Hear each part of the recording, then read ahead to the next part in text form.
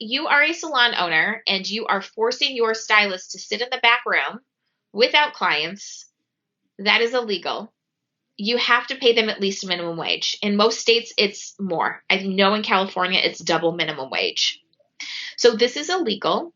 Let your stylist control their schedule. Let your stylist control their time. Hello and welcome to the Elevate podcast. I'm your host, Patricia Nowakowski. I'm a salon owner, educator, mindset, and leadership coach that helps salon owners go from overwhelmed and burnt out to motivated and empowered. It is my mission to help you systemize your business, generate more profit, and create a career that you love. Join us every week to learn about the small shifts you can make to elevate your business regarding mindset, marketing, social media, business systems, and so much more. Hello and welcome to the Elevate podcast. In today's episode, we are going to be talking all about fear-based leadership.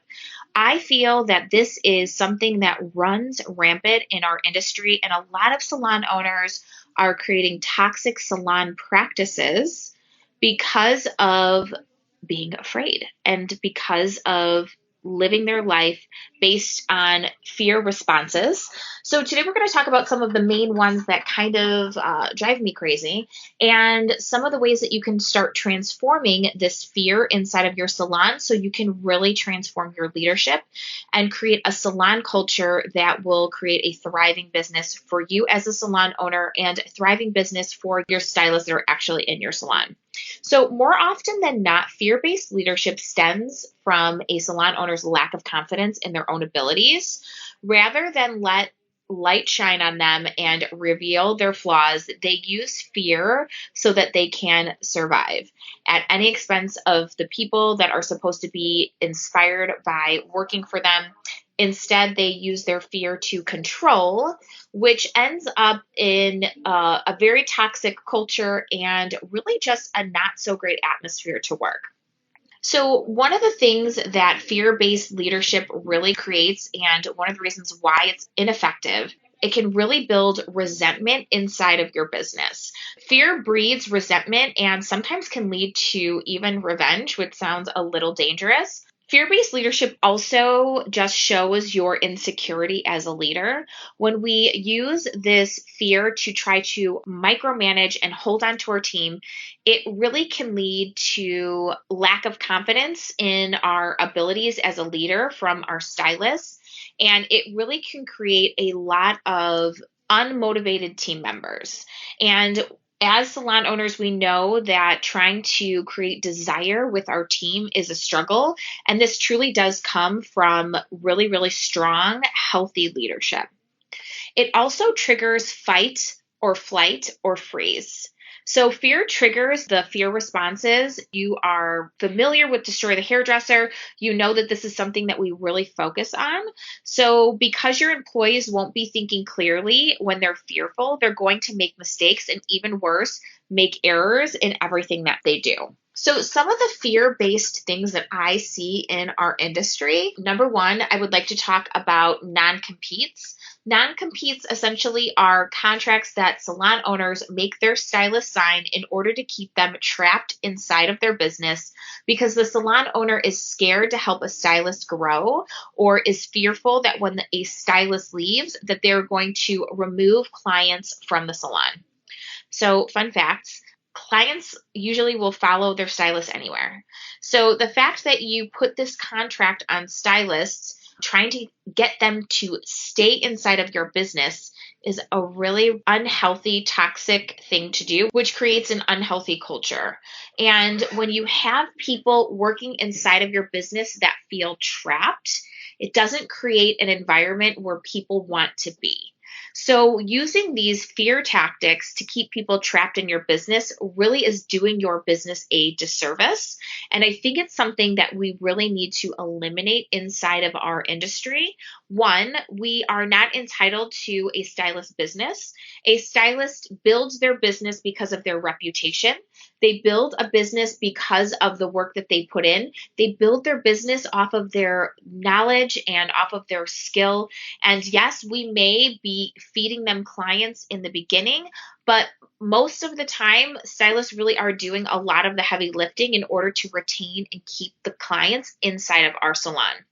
It is a give situation. The salon owner is giving knowledge, the salon owner is training, the salon owner is giving the stylist what they need to thrive inside of their business.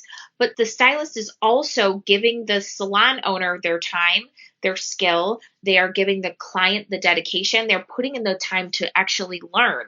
I think that non-competes are definitely something that need to be eliminated inside of our industry. So if you are a leader who is enforcing a non-compete, I am going to challenge you to eliminate the non-compete and to really help your stylist thrive and grow. And if it's time for them to move on to their next level, that's something that you should be coaching and helping them grow to. And this will create an amazing reputation for you as a salon owner. And as a salon owner with a positive reputation, you will attract more stylists. You will be able to gain more clients. You will be able to rebuild your business. But rebuilding these broken relationships from this toxic behavior is really hard. And really having this enforced inside of your salon is really not creating the atmosphere that you probably desire because people are feeling trapped.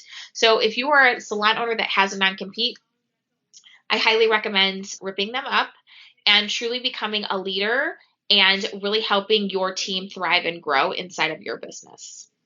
Another fear-based thing that I see running rapid inside of our industry is absolutely no accountability.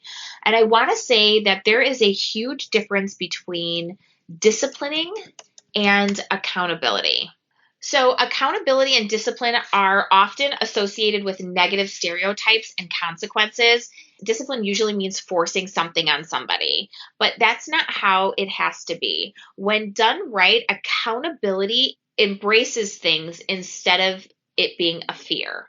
If you are doing all that you can as a leader, then accountability will actually give you the results that you need without having to shame or make somebody feel bad about what they're doing on a regular basis. It is also holding your team to your standards, which means that everyone in the salon will be at that level that you need them to be to create the culture and the environment that you want.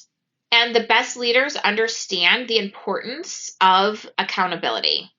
You have to understand that somebody who is a top stylist is not going to work in a salon that has low standards or has no accountability. So by not holding your team members accountable, you are really limiting the opportunity for people to work for you.